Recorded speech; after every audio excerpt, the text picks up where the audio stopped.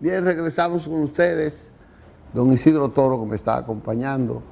Vamos a conversar con don Johnny Márquez desde un país del mundo. Ottawa. Él está en Ottawa y nos va a hablar con toda esa sapiencia, con esa amplitud de conocimiento que él tiene. Él nos va a hablar de estas vertientes que hay, que han provocado estas guerras en el Medio Oriente y otros lugares del mundo, las causas y qué perspectiva podría ver. Pero yo voy a dejar que sea Isidro que presente al doctor Márquez. Sí, el doctor Johnny Márquez es un especialista en Derecho Internacional con posgrado en Derecho Internacional Público, doctorado en Derechos Humanos y postdoctorado en Educación, profesor universitario. Fue personal diplomático de la República de Venezuela por muchos años, y ahora está residiendo en Ottawa, Canadá. Si nos ponemos a leer el currículum del doctor Márquez, tendríamos todo el... No tanto, pero sí hasta noviembre. Es un hombre de una formación académica muy sólida y es un maestro de la filosofía. Qué bueno. ¿Qué es lo más importante? Para mí es lo más importante. Sí, porque nos permite ver un enfoque un poco más. Claro, porque las personas que estudian filosofía siempre ven un poco más allá, porque la filosofía es el campo de la curiosidad, y la curiosidad te lleva un paso más allá, ver más allá de lo que ven los seres humanos. Pero el programa es para el profesor Márquez. Para el profesor Márquez, que está en la línea. Buenos días, profesor. Muy buenos días y gracias por la invitación al profesor Isidro Toro y al presentador de un país que visité en 1974 en una misión de cooperación internacional para la creación de una empresa binacional entre la República Dominicana y Venezuela en el campo de el suministro de fertilizantes, lo que nos permitió hacer un estudio de suelos de la República Dominicana para dos cultivos importantes, el cultivo de la papa y el cultivo del tabaco. Y la verdad es que el del tabaco ha sido muy exitoso, porque estando una vez en un congreso petrolero en Calgary, Canadá, vi un tabaco, pues yo era fumador de tabaco, y le pregunté, ¿cuánto vale Bueno, vale $12. Digo, ¿y por qué tan caro? Me dice, es que es de la República Dominicana, eso es calidad. Entonces, me complace mucho que haber contribuido, era una empresa que se llamaba Petrodobe, Petroquímica Dominico-Venezolana, y me tocó estar con ustedes entre 3 y 6 meses. Y, lógico, disfruté mucho de la comida de la República Dominicana, gente, tenía amigos en el listín diario. En fin, fue realmente una experiencia importante para mi vida. Tengo el mejor recuerdo de la República Dominicana. Qué bueno, qué bueno. Muchas gracias y que todavía conserve esa belleza, esa experiencia positiva de nosotros y del aporte suyo. En esa época el tabaco, junto con la caña, eran los productos premium y el café de exportación de la República Dominicana.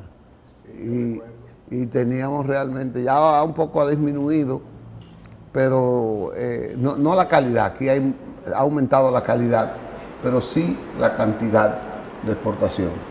Sí. Mire, profesor, le vamos a pedir su opinión. Le voy a hacer un pequeño approach, un acercamiento. El tema de la guerra entre los palestinos o el grupo Hamas e Israel. Cuando usted ve la prensa internacional, usualmente hablan de la inexistencia de un Estado palestino como una de las causas de la guerra. Si hacemos un poco de memoria, en el año 47 o 48, se creó el Estado de Israel y no crearon el Estado palestino. Y luego han venido una serie de guerras, creo que en el propio 48, en los años 50, 60, etcétera, 70 incluso. Y en esos años, la causa de la guerra nunca fue la creación o no del Estado palestino, por lo menos lo que públicamente se difundía, sino la extinción del Estado de Israel. ¿Realmente la causa de la guerra es la existencia o no del Estado palestino, o hay otras causas que motivan ese conflicto?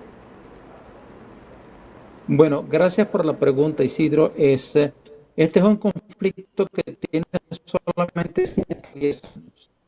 Es un conflicto que se plantea en la Primera Guerra Mundial por un lobby muy importante de financistas ingleses que buscan para el pueblo judío un lugar donde ubicarse en el mundo.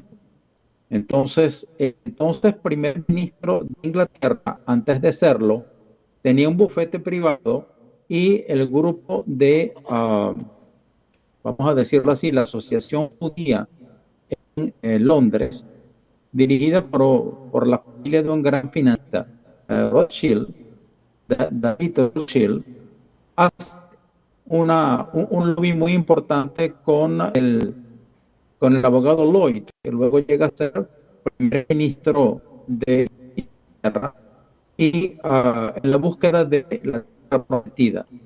¿Dónde ubicar tierra prometida? Entonces había la posibilidad de Uganda y había también la posibilidad en Argentina de ubicar precisamente esa tierra prometida. Pero el lobby con Weizmann y también con Rothschild era buscar precisamente un terreno en donde era precisamente la tierra prometida.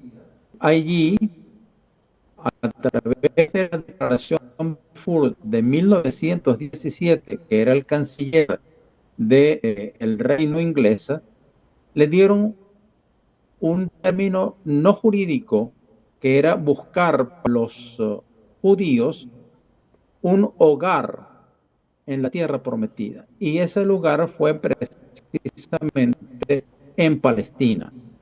Palestina, indudablemente, pues que antecedió al Estado de Israel. Esto trae por consecuencia que desde 1917 se van a establecer toda una serie de colonos judíos que existían en la Unión Soviética, que existían en los Estados Unidos, para crear ese Estado de Israel. Y no va a ser más tarde, sino en 1948 que se crea el Estado de Israel.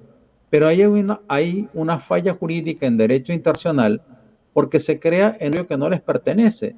Y además de eso, en la Declaración Balfour de 1917, se establece que se consultará con los pueblos árabes existentes en el territorio respecto a qué desean ellos, si convivir, en fin, con unos nuevos colonos, o si pueden hacer el principio de la autodeterminación de los pueblos, que es uno de los derechos humanos y que rige la vida política de los países. Yo voy a determinar cuál es el sistema jurídico que va a regir mi derecho constitucional, que va a regir mi Estado, pero eso nunca se hizo con los palestinos.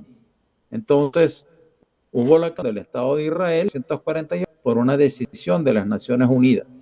Pero antes se había producido la Primera Guerra Mundial, y con la Primera Guerra Mundial se estableció un pacto secreto entre Inglaterra y Francia, llamado el Acuerdo Sykes-Picot, que traía por consecuencia la división de ese espacio en el Medio Oriente, donde estaba Palestina, para ocupar buena parte de sus imperios. Entonces, a Inglaterra le tocó Palestina, a Francia el Líbano. Entonces, estuvieron ahí durante mucho tiempo, hasta el año 47, bien que la guerra terminó en 1945, para establecerse durante todo ese tiempo. Lógico, después de haber durante muchísimo tiempo en ese territorio, se buscó con Naciones Unidas a través de un lobby internacional financiero y también religioso, creación del Estado de Israel por el señor Weizmann, que era parte de la Asociación Judía en Inglaterra, y también por el dirigente y fundador del Estado de Israel, David Ben-Gurión. Por cierto, un detalle en mi vida diplomática como tercer secretario en la Embajada en Francia, me tocó representar al Estado venezolano en la presentación de el libro de pésame a la Embajada de Israel por la muerte de don David Ben-Gurión. Entonces, siempre he estado como petrolero y como diplomático muy interesado en el Medio Oriente, y a través de Hey Diario Digital, que es una plataforma informativa con base en Miami, pude escribir muchos de estos episodios de carácter histórico y de carácter de derecho internacional sobre el Medio Oriente, porque siempre ha sido mi preocupación como petrolero y como diplomático. Perdone que le interrumpa, profesor, pero la guerra como tal es para eliminar al Estado de Israel o para soportar el derecho de Palestina a tener un Estado y que convivan los dos Estados. Ese es el fondo de la cuestión, sí, bueno, que el quiero fondo plantear. Precisamente, sí. El fondo es correcto. El acta constitutiva de Hamas es precisamente el objetivo principal, es destruir al Estado de Israel. Y recordemos que desde 1948 hubo una serie de guerras árabes e israelitas desde la creación del Estado de Israel. Luego entonces hubo la guerra también de 1967, el Yom Kippur de 1973, que como sabemos es un día sagrado para los israelitas, ya que es el día del perdón. En ese día no se puede hacer nada, sino rezar y además de eso expiar los pecados. Y ese fue un día de un ataque árabe en Yom Kippur. 50 años posterior se produce el acto terrorista de Hamas de invadir territorio israelita y además de eso de causar muerte a más de 2.500 personas y tomar rehenes que hasta hoy día, de casi a un año de haber sido tomados como rehenes, todavía están en territorio de Gaza. Quedan 108 rehenes para ser liberados, que no ha sido precisamente el propósito del gobierno de Netanyahu.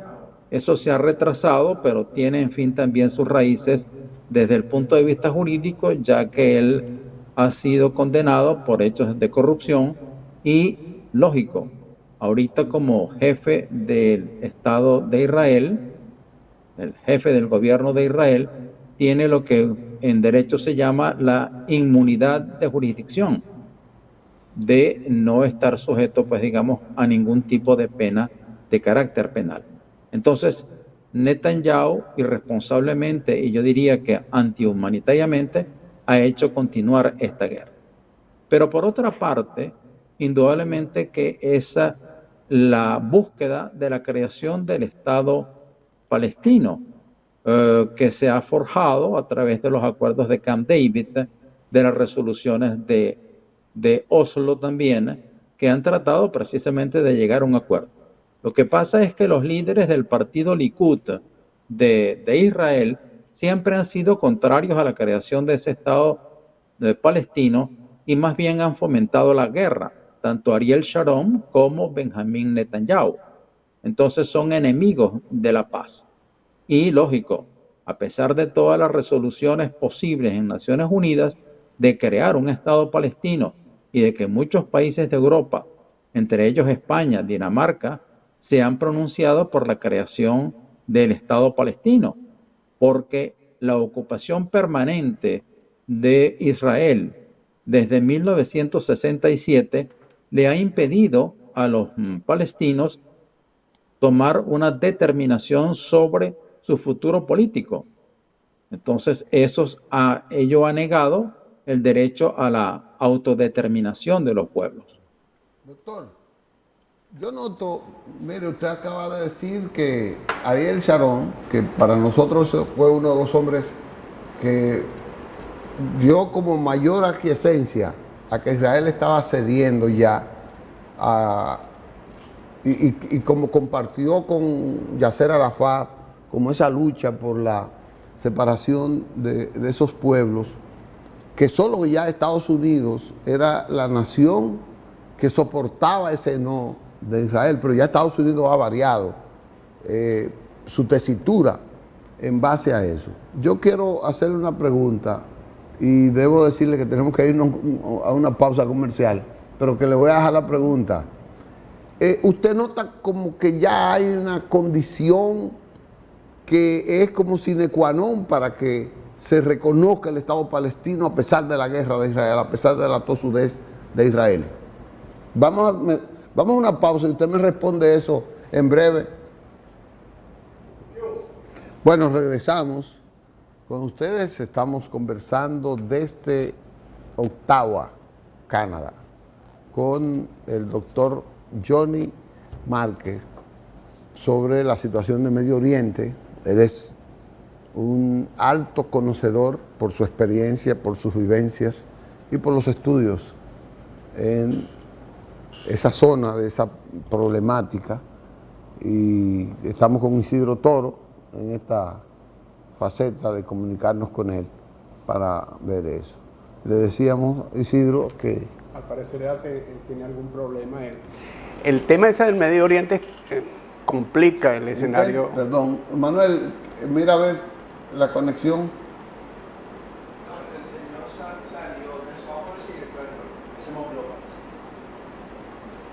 No hay que enviársela otra vez. Ok.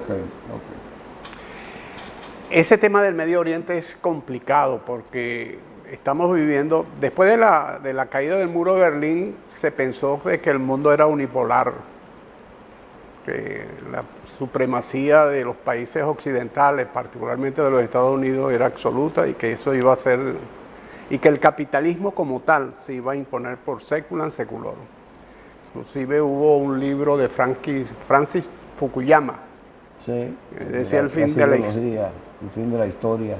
El fin de la historia. Que se imponía el neoliberalismo. Sí. Pero hoy vemos cómo el mundo está convulso por todos lados. Ese tema del Medio Oriente es crítico por la fuerza que ha tomado la República Islámica del Irán, que es una potencia política, militar, económica, es una potencia. Ustedes se fijan que los primeros drones rusos utilizados en la guerra de Ucrania eran de fabricación iraní. ¿Sí? Luego tenemos dicen que en Venezuela hay un armamentismo. Que no usted se fija, mire, son vehículos. Es posible, eso se mantiene secreto, pero en Venezuela hay unas relaciones con Irán. Yo recuerdo que había una fábrica de vehículos que se llamaba Bene Irán. Yo realmente nunca vi un carro iraní. Recuerdo una noticia de que había una fábrica de bicicletas iraní y otras fábricas, creo que de tractores. Sí. Yo no sé cuál fue la evolución de esos convenios, pero lo cierto es que la presencia iraní no solamente es en Venezuela, sino en el mundo. Pero en varios países de Hispanoamérica. Porque Irán se convirtió básicamente en la década de los 80 como en la nación líder para el reclamo de la supremacía musulmana. Sí, porque ellos son chiitas. Sí. Y eso es una religión muy Son muy radicales. Radicales. Ellos son... Y ellos son radicales en términos de los principios y en términos de territorios.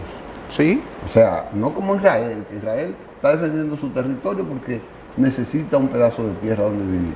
Pero Israel está disperso por el mundo. Los judíos están en todo el mundo. Y quizás están más fuera de Israel que en Israel. Sí. Pero estos no, estos reclaman la defensa de su territorio con una vehemencia bélica extraordinaria. El punto nodal es que ellos consideran el globo terráqueo su territorio. Su territorio. Ese es el gran problema. Luego tenemos el tema de China continental con Taiwán y con Filipinas, que tienen un problema allí que está creando... Que le manden de nuevo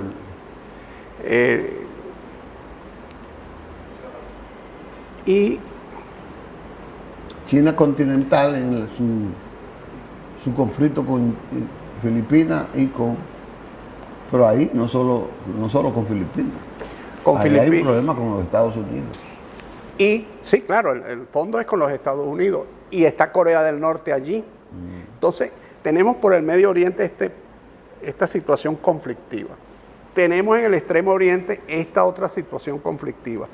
En medio de eso está la guerra de Ucrania con Rusia, que es una guerra prácticamente del mundo occidental con Rusia. Correcto. Porque por sí sola Ucrania no se hubiese sostenido. Luego está la situación económica de Europa, que no es fácil. La situación de economía. Bueno, pero esas guerras que otrora alimentaban económicamente a Europa, porque Europa tenía una mayor accesibilidad a muchos recursos, pero ahora por las guerras no la tiene como tan fácil. Claro, porque además que Europa depende mucho del petróleo ruso y del gas ruso. Y eso se le ha complicado y han tenido que recurrir a otras fuentes de suministro de energía que le salen sumamente caras. Luego, Europa, en una política de protección del medio ambiente, fue cerrando plantas nucleares, que las plantas nucleares le producían energía mucho más barata que la de los fósiles. Y esto trajo como consecuencia de que Europa quedó, vamos a decir, como entrampada, porque depende en buena parte para su economía de los suministros rusos, pero entraron en una contienda con Rusia. Sí. Se quedó entrampada. Luego tenemos una Hispanoamérica complicada desde el sur, desde la Argentina hasta México, con realidades distintas, con situaciones que no se ven claras. Y en medio de esa situación, un Brasil que viene haciendo una relación cercana con China, con la India, con Sudáfrica, y están incorporando algunos países de la órbita árabe o de la órbita musulmana. Sí. Con los famosos BRIC. Con Rusia, se me olvidó, el BRIC es Rusia, incluye Rusia. Entonces, el mundo está en un estado complicado, donde las organizaciones internacionales durante toda su historia han demostrado poca fuerza cuando están involucrados estados fuertes. Bueno, la hegemonía de las potencias, porque cuando estaba la Guerra Fría, la hegemonía de esas dos cabezas de potencia que habían, que era Rusia, inclusive cuando estaba la Unión Soviética. La Unión Soviética y los Estados Unidos, que reclamaba y se empoderó del Occidente. Entonces ya había una tensión más dirigida, era la Guerra Fría, pero como que había más seguridad, no como ahora. Había más seguridad porque en ese tiempo, mire cómo está descrito, esa bifurcación, esa distribución ya de relaciones de país, multipolaridad. Una multipolaridad que va creciendo. Una multipolaridad en la crisis. En la crisis. Porque el hecho de que Brasil ya sea la cabeza de Latinoamérica en términos económicos, en términos de la exploración de relaciones con países no tradicionales, en términos de lo que era la política, la geopolítica. China ya va a entrar a Brasil. Sí, en el BRIC. Y va a entrar con fuerza económica. Y con fuerza económica se ejerce fuerza de cualquier índole. El hecho de que, no sé qué ha pasado, porque Venezuela, no es un tema que nosotros vamos a discutir, pero Venezuela se tuvo a punto de tener una influencia notable de China. Me parece que no la tiene. Me parece que los cubanos no permitieron la expansión de esa. Y los iraníes, No, yo lo que creo que han jugado ahí un juego de equilibrios. Bueno, Bueno. Entonces, eso va. México ya... Y hay un tema que la gente no lo aborda, que es el tema de África. África viene evolucionando a pasos agigantados en los últimos años. Sí. Creo Después que de Mandela, que Sudáfrica inclusive se expandió a África, porque hay que decirlo así, expandió la democracia de África, expandió la posibilidad, la idea de democracia, la idea de civilización de África. Y hay un tema que África está pasando a ser el reservorio católico, fundamentalmente, cristiano en general, pero católico fundamentalmente. Sudáfrica. No, África, el África subsahariana. En el África negra, que llaman la África al sur del Sahara, es el mayor reservorio de religión cristiana, y los obispos y los cardenales africanos cada día tienen más peso en el Vaticano. Eso implica la unificación, eliminando todas esas tribus y todas esas variantes, ¿cómo se llama eso? Sí, étnicas. Todas esas etnias que había, unificándolas en el catolicismo. Pues ya eso. Claro, que es lo que ocurrió con América Latina. América Latina, ¿qué lo unifica? Lo unifica el cristianismo y el idioma. Sí. Ahora, si vemos que hay una guerra agresiva. Manuel, no se pudo. De los sectores musulmanes al sur del Sahel. Sahel son ese grupo de países que están haciendo frontera con los países del Sahara, que están el Chad, Níger, etcétera. Todos esos países lo han venido capitalizando el mundo musulmán, Camerún inclusive. Y estos vienen forzando hacia abajo con unas guerras irregulares, porque no son guerras de Estado a Estado, sino de grupos irregulares, cuya misión fundamental de muchos de esos grupos es liquidar a la población cristiana. Y el mundo, las Naciones Unidas, los organismos internacionales... No se inmutan con eso. No les importa. Ni siquiera el Vaticano ha dado una voz de alerta. De vez en cuando dice algo. Entonces, tú te preocupas cuando ves, por ejemplo, el tema de nuestras relaciones con nuestro vecino, con Haití, que sí pegan gritos en las Naciones Unidas, sí dicen cosas, sí. Con un Estado como República Dominicana que creo que más no puede hacer. Pero cuando se voltea hacia el África y ve esa población que está siendo masacrada, bueno, entonces, pero eso también no dicen nada. Eso tiene que ver mucho con lo que iniciamos la conversación. La bifurcación, la bipolaridad o la multipolaridad. Eso es lo que tiene que ver en las mucho potencias. Con la hipocresía en las potencias. Porque hay potencias que con todas tienen un discurso humanista, un discurso de derechos humanos, todas tienen un discurso... Pero no es universal. Pero cuando le tocan sus intereses no les importa que le corten la cabeza a 100, a 1000 o a 10.000 o a 100.000. Sí, no les importa. Sí. La relación Xi Jinping con el Medio Oriente y con Rusia es un punto determinante para esa situación de guerra que hay ahí. El punto nodal es que los Estados Unidos, que ya desde el punto de vista de los fríos números de la macroeconomía, ya prácticamente no es la primera economía del mundo, ya es la China, pero tecnológicamente sí lo es. y militarmente sí lo es, porque es el país que invierte más dinero en el mundo en armamento, en tecnología militar. Entonces Estados Unidos está sosteniendo su poder sobre la base de la tecnología y sobre la base y del espionaje. De todo lo que significa el entramado militar. Pero eso trae como consecuencia algo, que cuando tú fortaleces ese tipo de industria y te descuidas de la industria o de las áreas económicas donde hay mano de obra, donde se necesita la gente para trabajar, va generando un problema de microeconomía a lo interno. Y fíjate que yo no sé los últimos números que iban a salir en estos días de la tasa de paro, de la tasa de desempleo en los Estados Unidos, que parece que va en ascenso.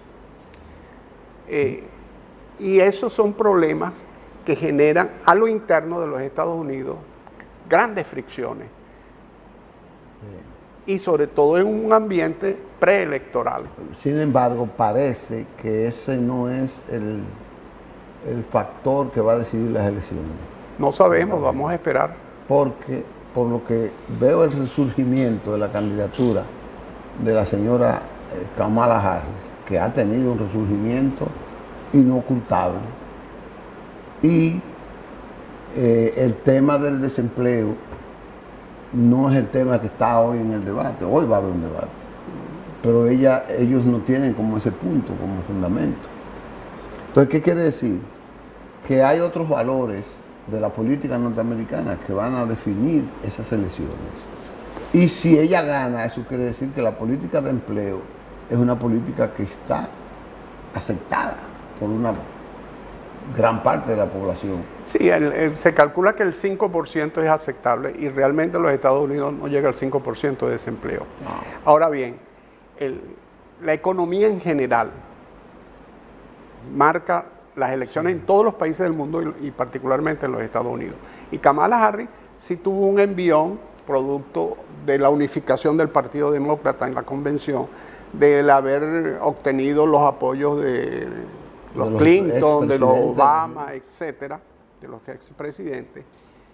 Y fue con ese envión. Es una mujer que también tiene carisma. Ella tiene su carisma. Tiene una carrera que también, comparándola con Donald Trump, es una carrera que cualquier país decente preferiría honrar esa carrera. Sí. Ahora, las últimas encuestas dan prácticamente un empate técnico en 47-48%. Pero Trump llevaba casi 15 puntos. Sí, llevaba muchos puntos. Eso quiere decir que ese empate técnico es una reducción notable a la posición de Trump. Claro. Y si ella es la que va en ascenso, quiere decir que la tendencia le va favoreciendo a ella. Eso es lo que usualmente ocurre en estadística. Pero como la política la diseñó el diablo, no sabemos qué. No, la política no la diseñó el diablo, ¿no? La política la diseñó el hombre. Ah, ok. La política la diseñó el hombre. Pero el ser humano tiene mitad Dios y mitad diablo. No, el ser humano es Dios, el ser humano es Dios. Lo que pasa es que los intereses, en la medida en que ha crecido la gran humanidad, los recursos naturales han permanecido iguales o se han reducido.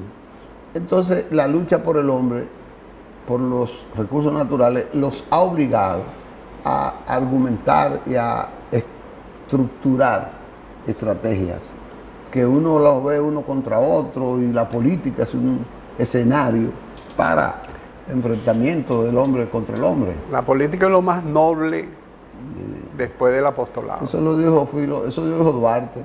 Sí, Juan Pablo Duarte y otros. Pero hasta ahora la política es la que gobierna el mundo.